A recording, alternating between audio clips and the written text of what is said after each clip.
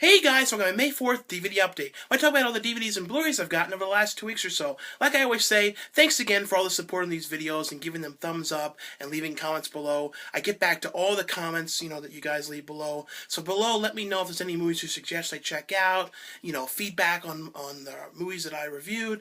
And like I said, thanks again for the thumbs up and the support. Now the first one I got from Warner Brothers, this is one of those kind of movies that's a little bit tough to explain, and I would say that I think more people would, this is one of these movies where to really enjoy it, you really, really have to pay a lot of attention. It's like one of these movies that's really good to watch in one sitting, not break it up over a day or two. Even though it's long, it's better to watch it and really try and pick up on all the things, because it all really does connect. And it's called, in the movie's Cloud Atlas, and it's the Wachowskis. I never can say their name right. I always screw it up, but the two guys who did the Matrix films and Speed Racer, and the other director of this too also directed Perfume, which is a really, really good, underrated film, which I feel like hardly anyone has seen, which is absolutely amazing. And this movie has, in his segments, the kind of vibe, you can really tell that he, which ones he did, and the movie was directed and, shot at the exact same time. The Wachowskis were shooting the same time the other director was shooting simultaneously, so I guess the cast was going back and forth. There's a bunch of, features on here talking about it, but the movie's basically it's kind of all about how everything kind of connects, and it shows how one person can be one way in their life, because it's all kind of about, shows kind of certain characters at different stages of their lives, and also shows characters in different lives. So it kind of goes in the principle of the idea of, people being born again, again and again and continuously into a new life, and how somebody who is a nice person can end up being a monster, near the end. And somebody who is a monster can end up being kind of like the hero. And it kind of, I don't know, it's just all about that kind of stuff. It's got Tom Hanks in it, it's got Halle Berry, it's got all kinds of, it's just, like I said though, it's absolutely such a well done movie. I absolutely really liked it. It went over a lot of people's heads though, and I can see how some people wouldn't like it. Like I said, if you're not paying attention to it, one of the segments in it is Tom Hanks is this really kind of weird doctor, and he's treating someone. The other one is about a guy helping a guy, a composer, write this musical piece called Cloud Atlas. One's Halle Berry's character, who is a journalist. The other one is Tom Hanks. A bunch of different times you see Tom Hanks. You see all of them, and it's interesting too when you see the end credits. You actually see who all the characters played, which is kind of like, there was a couple of times I was like, oh, that was them doing that. It's amazing the amount of parts. I don't want to keep rambling on, but like I said, this is one of these movies. It's really difficult to explain, but it also takes place one character in the future, where it's these kind of women that are kind of all the same looking, that are sort of servants in this restaurant. And it's one of these movies too, kind of like where after you see it and you see the whole thing, you kind of are, it kind of puts you like in a bit of a, you're kind of thinking about it for a number of days, and you kind of, I don't know, it's just kind of like me, like I found it really sad too at the end, and I don't know, it's just like I said, I can't explain it. You can't explain it. It's just too many different things. But like I said, it's all these different characters, and everything kind of intertwines and connects, and these characters over all these different stages of their lives. I would highly suggest this movie. Really, absolutely love this. Like I said though, definitely give this a shot and watch it in one sitting. Don't break it all up, because if you space it out, or you're texting or not paying attention while you're watching it, you're going to miss little things. And when you really pay attention to it, it really does connect really well. The next one I got from Universal, and I really like this now though. When I think of it, I kind of think of the Scary Movie 5 spoof. And it's, Jessica Chastain and Mama. And this was based on, Guillermo del Toro saw a short film that the director had done called Mama, which is like a 3-minute short, which is actually on here. I'm pretty sure it was on here. And it, he actually contacted him from seeing the short to make a feature. And the movie's about, it opens up with this, you don't exactly know what happens at the beginning. But you see a father take his two daughters, and you see something had happened in the house, takes them out in the middle of the woods. He ends up planning to kill himself and kill the daughters, but Force basically comes over and kills him, and it's 5 years later, and the uncle of these two girls is still trying to find these girls, and has people looking for him, and they're basically having no luck. They finally end up finding them, and they're living out in the same cabin that the father took them to, and have been being taken care of by this Force, this ghost Force with his mama, and when they bring them back, the one kind of remembers her past life. The other one was like a little baby, so she is kind of like a feral child and having a hard time adapting. And the movie's all kind of about, Jessica Chastain and seeing, the mama character. And it's like one of those kind of ghost movies about like things happening and, mama's like killing people off or things like that. It's one of those kind of things. But I really did enjoy it, though. It really, I thought, was a pretty creepy movie. The one complaint a lot of people have with this movie is the ending. I do agree that the ending was kind of weird and kind of hard to explain, but I really did think this was a pretty creepy movie. Really did end up liking this a lot. And for these kind of movies, I think this is one of the better ones of these in a long time. The next one I got, and this is the Marlon, Wayans film. I kind of wish, though, he did it with Shawn Wayans, too. I really like when they both work together. Hopefully, if they do a sequel to this, it's both of them. Because, I really liked, of course, both the Scary Movies and White Chicks, which, is not a perfect movie, but it was funny. And it's Haunted House, and it's, the spoof movie of Paranormal Activity. And there's been a couple other ones. There was one with Chris Farley's brother in it that just came out. I have not seen that one yet. And there's also the ghost inside, the girl with the dragon tattoo, the fox one, I thought there was kind of like, the stuff with the maid was kind of funny. This one I thought was a fun movie, not perfect, but like if you really like Marlon Wayans, and it's basically too, it really does, it's not like, as much like Scary Movie where it kind of has spoof things all over the place. This one kind of really follows one story about the couple moving into the house and, the hauntings and things like that and the ghosts and setting up the cameras. It really is a pretty much straightforward spoof with some kind of, spoof elements to Paranormal Activity. And I thought it really was pretty good, but it's not perfect, though. The next one from Fox is Broken City, and it stars Mark Wahlberg and Russell Crowe. And this is one of these movies that I kind of was like hoping more, wishing more things would happen in it. I had just watched, Mark Wahlberg in Pain and Gain and really liked that. And I don't know, it was kind of, out of all like these Mark Wahlberg movies lately, this one I just felt like not a whole lot was happening in it. I had a really hard time getting that into this.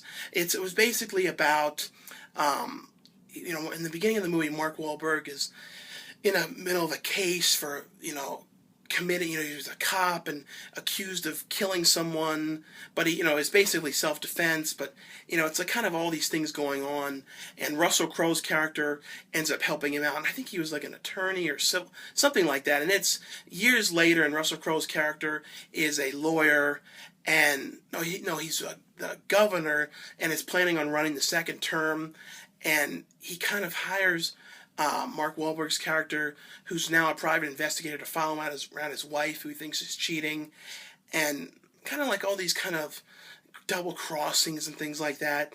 I don't know, though. Like I said, I was really kind of hoping more would happen in this, and it just I don't know. It's not like it's like poorly done. It's just like there just wasn't much to this. I don't know. It's not much to say. I was really hoping for more with it. The next one, now you guys have heard me talk about this a lot in my review, and it's a Texas Chainsaw, which is technically considered the sequel to the original Texas Chainsaw. The biggest problem with this movie is, the time frame. And a lot of people said, Sean, just, overlook the time frame, and it doesn't matter, because basically the original takes place in 1972 or 74, and, everybody knows that. And in this movie, it opens with, right where the first one let off, and, basically right when the one character gets away, and, basically what ends up happening, and you know, I like the opening stuff. I like the new stuff, and they got Bill Moseley, who was in the second film. They got Gunnar Hansen, who played Leatherface in the first movie. They got Marilyn Burns. They got the guy who played the grandpa, and I really thought that was pretty cool that they got them all back for that. And, you know, even Bill Moseley in the behind the scenes was like, too bad they didn't make it all be about us. And I agree. I kind of think it would have been more interesting if they would have kept it about the family in the beginning, or had the sequel be not that far after, maybe about 5 years after. Because I think the 70s is a pretty, you know, 70s, early 80s would be a pretty cool setting for this. And when it comes to the sequel, I really like Tobe Hooper's part 2. I really like Chop Top, you know, damn you Leatherface, you fucked them up, that's Sonny Bono away. You know, I loved all that. I thought, truthfully, I thought Bill Moseley should have been in this as Chop Top. And I think that character was really good. And I think that's what it should have been. It should have been like the second one, which was really pretty cool. The thing with this, though, like the biggest problem, though, is it ends, though, with a little baby that ends up getting found right at the end of the first movie, and it's supposed to be whoever knows how many years later, which is because, you know, the time frame and gravestones and things say 2012, so the girl's technically supposed to be 40, but she's about like early 20s. So that was kind of the weird time frame thing. If that wasn't, you know, and I understand kind of why they did that, and like throughout the movie you could kind of tell that they were like, oh, and they kind of crossed out the dates in a couple of places, and then they kept kind of cutting out. You know, you could tell what the cutting was like cutting right when they were about to say, oh, what happened in the 70s, because they kind of knew people were going to pick up on this. And a lot of people picked up on this, and it was bothering a lot of people. But some people, like they say, you know, just overlook it. It's not a big deal. The thing is, though, since this is supposed to be the technical, actual sequel, the real sequel, as they say, to the Texas Chainsaw movie, you know, Chainsaw Massacre, I really feel like they should have gotten it right. But if you've overlooked the date, there's some fun aspects to this movie. It's just not a perfect movie. It's about the girl, you know, who, you know, the girl who's the baby in the beginning, going back to, you know, her aunt who died, or someone like that who died, and going back to the house. And of course they get down there, and Leatherface is down in the basement, killing them all off. It's a fun movie, but this is the date problem and the things like that. I will say the features on this, they really did put a really good job on the features. There's a lot of behind-the-scenes stuff. There's about 20-some minutes worth of stuff during shooting the opening sequence, which I really like, with Bill Moseley and Gunnar Hansen. And Marilyn Burns, I thought that was really cool. And the reactions of seeing Marilyn Burns and Gunnar Hansen coming back to the replica of the house, like how good they did on that, you know, was really pretty cool, because they actually got it right when they got there, and they had not seen it. So that was a pretty cool thing to see. Like I said, there's a lot of stuff on here, and I think if you go to watch the digital copy, you can watch an exclusive, like, unrated version, I think on the iTunes version, but I heard it's only like 5 minutes difference. But, you know, for me, you know, as a completionist and loves to have all these movies, you have to pick this one up. And I'm sure most people are going to pick it up just to have it. And the cover is very cool on it. But like I said, it's not a perfect movie. The time frame is a mess. I know they're going to make a whole bunch more of these from what I've heard. I definitely will watch them, but I just kind of hope they get a couple of different things worked out with it. The next one I got from Disney, and it's the double pack, the Jackie Chan Owen Wilson film Shanghai Noon and Shanghai Nights. These are really fun movies. These kind of came, I think they came out right after Rush Hour. So it was kind of like with Jackie Chan, it was kind of like another kind of movie, like, I'm pretty sure. Yeah, kind of like a Rush Hour, kind of, you know, buddy movie. And I like the movies when it's kind of the buddy movies with Jackie Chan and someone else. And this one is Jackie Chan is in China, and the girl who's like the empress that he likes ends up getting kidnapped, and he has to go to the Old West to find her, and he ends up meeting Owen Wilson's character, who's kind of like this cowboy outlaw kind of guy. And it's kind of like them trying to track down the girl and working together and getting into all kinds of situations and problems along the way. But these are really fun movies. It's got a bunch of features on here, deleted scenes, behind the scenes commentaries and things like that. But these are really fun movies. The second one is about going to Europe, to England. And this is just really fun movies. And if you like Rush Hour and you like buddy kind of films, this is definitely one I would recommend checking out. And the next one I got from Breaking Glass Pictures is actually directed by Kristen Stewart. Yes, actress Kristen Stewart's mother. And it's K11. And I really like this. This is kind of like a throwback to the old, like, Linda Blair 1980s, prison films. Those kind of, in some of the 70s ones, but a lot of the 80s ones. Those kind of prison movies. Only thing difference is it's a male prison. And it's kind of like a corrupt prison. The prison basically separates and puts anyone that's homosexual and transgender and things like that into this one cell. It opens with this guy who's all on drugs, who has been arrested, and he's all out of it, ends up getting put into this K11, the area, like I said, and it's a kind of a corrupt thing. There's all kinds of drug selling going on. D.B. Sweeney is this kind of perverted guy who, is one of the, cops that works there, and, the guards, and he's all, like, selling these drugs, and Jason Mewes is in it. Tiny Lister's in it. Tiny Lister has this really cool sequence in it when he's crying, which I thought was a really, really good performance. I always have been a fan of the guy. Me and Wetman, we met him at one of the Hollywood shows. He's a cool guy, but this was just a really weird kind of, like I said, a throwback to these kind of movies with the guy who ends up in there, and it's basically just like what's going on in this jail and all this corruption, and this one who's a transsexual who's like the head of the floor, and it's really like those Linda Blair movies. And like, if you mess around with her, she's kind of like the Sybil Shepherd character, and like, if you mess around with her, there's no Sybil Danning character, not Sybil Shepherd, Sybil Danning character, and it's like if you mess with her, you get beat the sheet out of. But it's just a really weird movie. Really like this though a lot. And if you like these kind of like prison movies, like I said, I have not seen a movie like this. That's a prison movie of this style in years. And the next one from VCI, a lot of people have mentioned this one to me. It's the Al Snow film Overtime. And it's basically Al Snow and his partner are these kind of like bounty hunters that kill like drug dealers and people like that.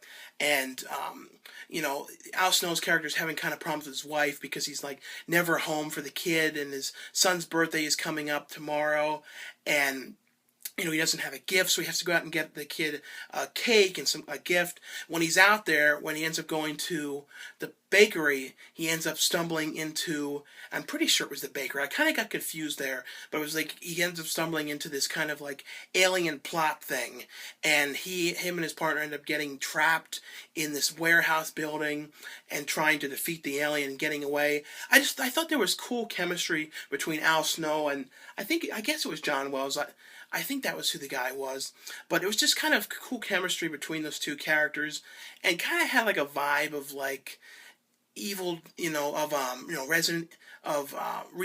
Reanimator, and those kind of movies. The next one is one that I would highly, highly recommend. A lot of people have mentioned this to me, some MPI, and it's Stitches. It's the, clown movie. A lot of people, too, ask me about good clown movies. And this is definitely one of the top clown movies next to it. And it's got, like, the kills in this kind of remind me of the Nightmare on Elm Street, like the later ones, like the crazy deaths that Freddy Krueger did with like blowing people's heads up, and just like the kind of crazies of putting them into TVs, and it has that kind of vibe mixed with like Killer Clowns from Outer Space a little bit, but it really does feel like an 80s kind of 90s, like, just, I don't know, just a real fun, doesn't take itself seriously at all, which I really liked. The deaths are very well done and some really good practical effects. There is some CGI mixed in there to kind of blend it together, but it was really well done. But the movie starts out with this birthday party, and this sort of drunken clown comes, and the kids are picking on him and giving him all kinds of crap, and one thing leads to another, and an accident happens, and the clown ends up getting a knife in his head and dying. And I think it's like 10 years later, the one kid is having a party, and it's his first party since this happened, because he felt responsible for what happened. And all the kids who were at his party originally that were picking on the clown are there, and the clown ends up coming back to life and killing them off one by one in these crazy ways. And it's the clown is played by Ross Noble, and I'm pretty sure I've seen some of his stand-up. I know he's a British stand-up comedian. He's really good in this. I hope he does more movies. I'd actually like to see another one of these movies. I thought it was that well done. But if you like clown movies and you really like, crazy over-the-top deaths and movies that don't take themselves too seriously, this was a really fun one. The next one from MVPI as well is Hellgate. And this is one that started off okay, and by the end I was just kind of like, I don't know what is going on here. But it's about the idea of like people dying and like kind of being stuck in these other worlds and like sort of stuck there and like on Earth. And the one guy's is in an accident and his family all dies. They're leaving the airport, the accident, and like basically you get stuck in the event when you die. And his family gets killed. He ends up waking up, and he's kind of stuck in the in-between world. He's alive, but yet his soul is still with his family, trapped in the event. And he has to go to William Hurt's character and try and like figure it all out. But I don't know, like it was creeping me out at first. Like the first half of this movie I thought was really creepy, and then by the end it was just like, what's going on with this?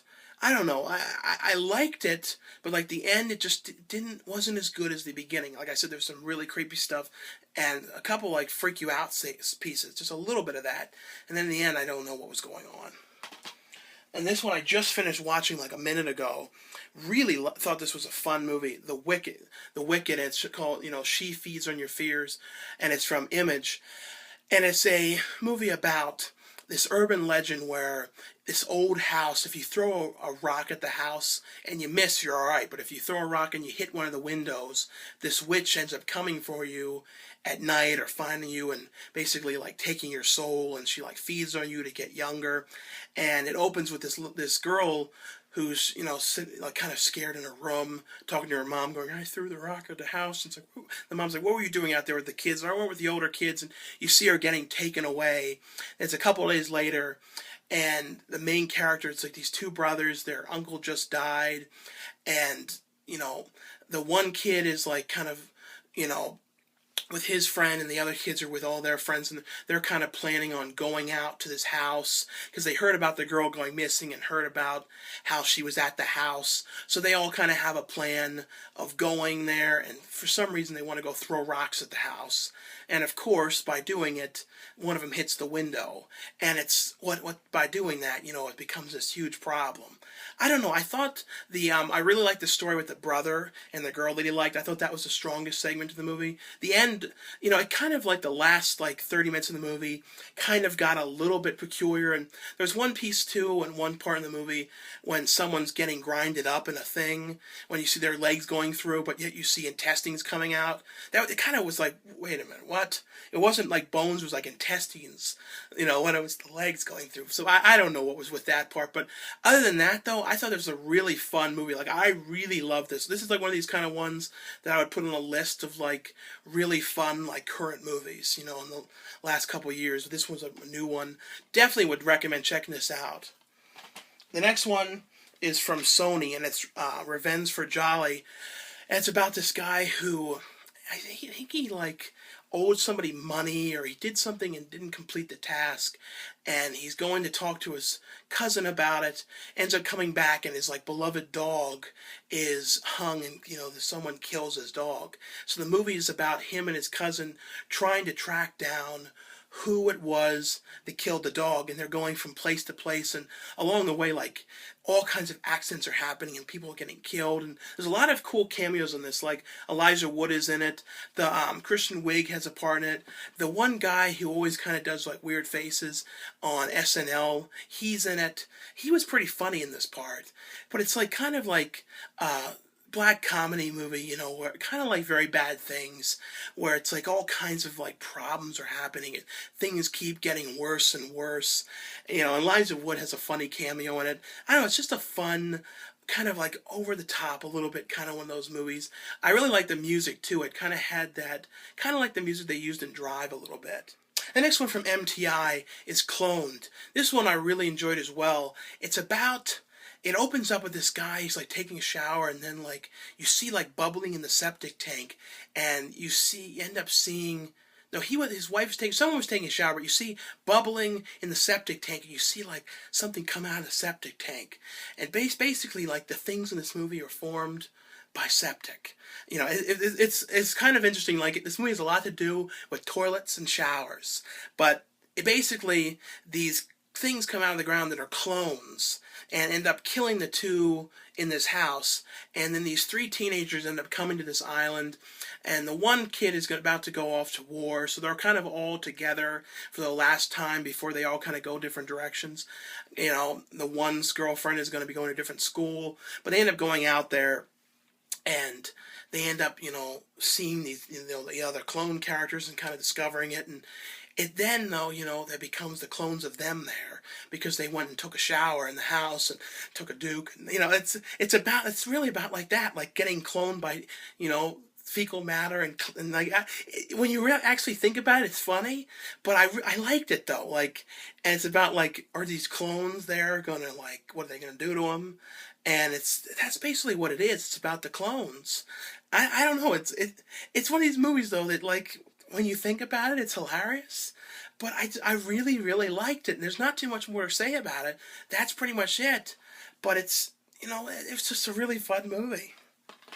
And the next one is from Inception Media, and it's Stripped.